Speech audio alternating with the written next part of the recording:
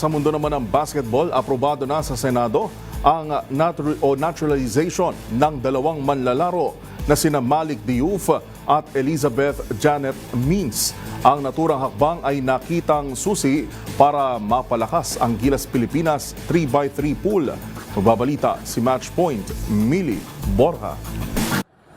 Inaprubahan ng Senate of the Philippines sa ikatlo at pinal na pagbasa ang panukalang batas na nagbibigay ng Philippine citizenship sa mga basketball player na sina Malik Diouf at Elizabeth Janet Means. Naipasa ang House Bill No. 6640 at 6641 na layong gawing Pilipino ang dalawang manlalaro upang mas mapalakas ang basketball program ng bansa. Ayon kay Senador Francis Kiko Pangilinan, inaasahang makatutulong ang naturalisasyon nila Diouf at Means sa pagpapalakas ng Philippine basketball at magsisilbing inspirasyon sa mga susunod na henerasyon ng mga atleta. Sunod nang ipapadala ang mga panukala sa Office of the President para sa pirma upang maging ganap na batas. Si Diouf ay dating naglalaro bilang foreign student athlete para sa University of the Philippines at naging bahagi ng kampyonato ng Fighting Maroons sa UAAP Season 84 noong 2022. Samantala, naglaro si Means sa Westminster University sa NCAA Division II sa Estados Unidos at may roots sa Naga City, Camarines Sur. Inaasahang makakasama si Diouf sa Gilas Pilipinas 3x3 pool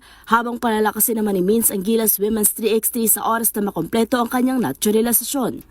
Para sa MBC TV Network News, ito si Millie Borja ng DZRH TV, una sa Pilipinas, una sa Pilipino.